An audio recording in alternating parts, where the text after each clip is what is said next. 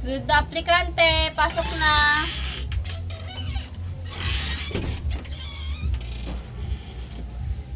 Magandang umaga po, ma'am. Ako Magandang po umaga yung din. sumunod na aplikante. Ma'am, yan po yung resume ko. Ilang taon ka na uli? 34 po, ma'am. Okay. Eh, may experience ka pala sa ibang kumpanya, Opo, no? ma'am. Dati na po ako nakapasok sa ibang kumpanya. Actually, ma'am, OIC po ako sa Megawide dati. Oy, ilang taon ka doon? So, kung hindi ako nagkakamali, ma'am, 12 years ako doon sa Megawide bilang OIC. Eh, bakit ka nga pala umalis din? Eh, parang maganda naman nata ang ano doon.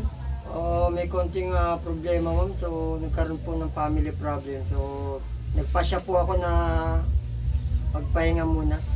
Sige.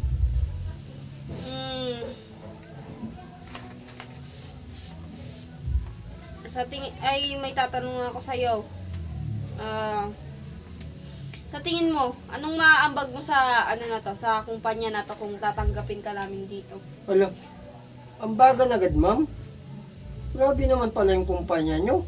Nag-a-apply nga ang tao para magkapera, magkatrabaho, sumweldo. Tapos aambag na agad. Ala, sobra naman pala to. Naghanap na lang ako ng ibang trabaho, ma'am. Ang bagal agad. Wala pang trabaho. Ang agad. Baliw!